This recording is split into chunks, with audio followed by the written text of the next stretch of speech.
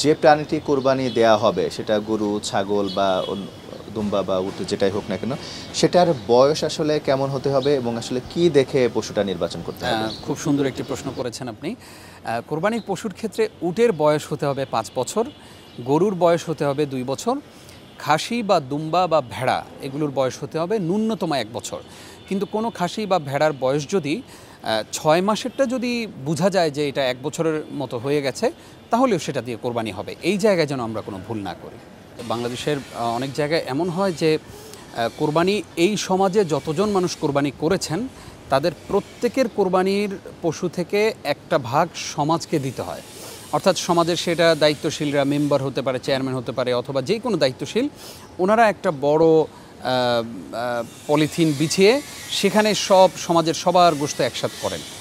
এই কাজটি আসলে কারো উপর বাধ্য করা এটা কিন্তু শরিয়া অ্যালাউ করে না। আমার ইচ্ছা হলে আমি কাউকে গোশত দিতে পারি, কিন্তু আমার ইচ্ছা নাই, কিন্তু আপনি চাপিয়ে দিচ্ছেন আপনাকে আমার গোশত দিতেই হবে।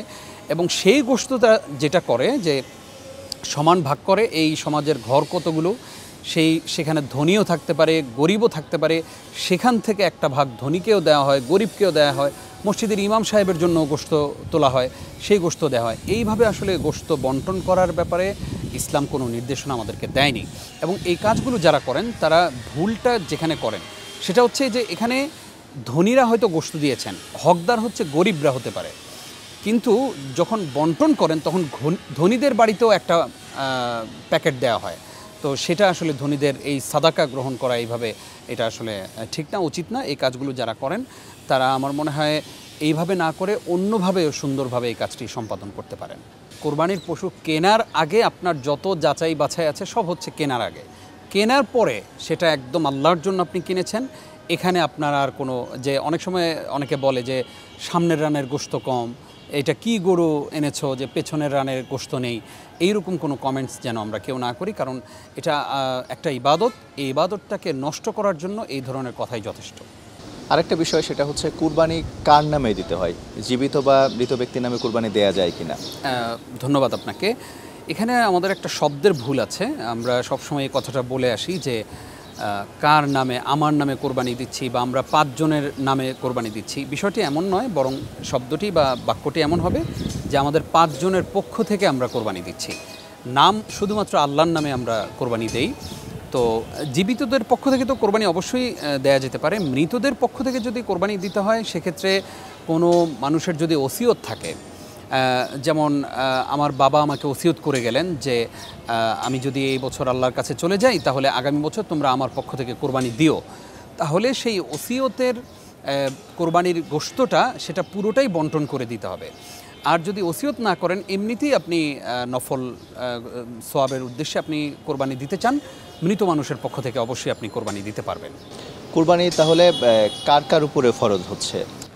কোরবানির দিনগুলোতে, অর্থাৎ জিলহজ মাসের ১০, ১১ এবং ১২ তারিখ মাগরিবের আগ পর্যন্ত, সূর্যাস্তের আগ পর্যন্ত যদি কারো কাছে কোরবানি দেওয়ার মতো নেশাব পরিমাণ অর্থ ৫২.৫ তোলা রৌপ্য পরিমাণ সমপরিমাণ টাকা যদি কারো কাছে থাকে তাহলে উনি কোরবানি দিবেন। যেমন কারো কাছে ৭০-৭২ হাজার টাকা অথবা ৮০ হাজার টাকা আছে, উনি কোরবানি দিবেন। একান্তই কেউ যদি কোরবানি দিতে চায়, একটা খাসি কেনার টাকা যদি কারো কাছে থাকে, তিনিও আল্লাহর সন্তুষ্টির উদ্দেশ্যে কোরবানি দিতে পারেন।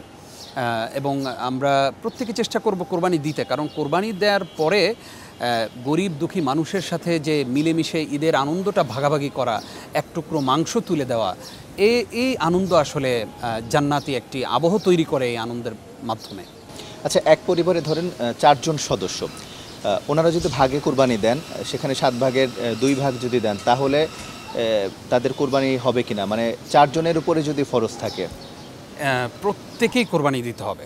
আমরা যে ভুলটা করি সেটা হচ্ছে যে পরিবারের একজন কর্তা আছেন, বাবা আছেন, ৪ জন সন্তান আছে, ৪ জনই ইনকাম করেন, কিন্তু কোরবানি দেন শুধু বাবা। এটা উচিত নয়, বরং বাবার উপরে যদি কোরবানি ওয়াজিব হয়ে থাকে বাবা কোরবানি দিবেন, সন্তানদের যাদের উপরে কোরবানি ওয়াজিব ওনারা কোরবানি দিবেন। এই কাজটি আমাদের সমাজে অনেক জায়গায় প্রচলন আছে যে দীর্ঘদিন বাবা, সন্তান বড় হয়ে গেছেন, চাকরি করছেন, ব্যবসা বাণিজ্য করছেন, কিন্তু সন্তানরা কোরবানি দেন না, যে আমার বাবাই কোরবানি দেয় প্রতি বছর, আমরা এখনও বাবার আন্ডারেই থাকি বা বাবাই কোরবানি দেন। এই কাজটি ঠিক নয়। যিনি ইনকাম করছেন, যারই সামর্থ্য আছে তিনি কোরবানি করবেন।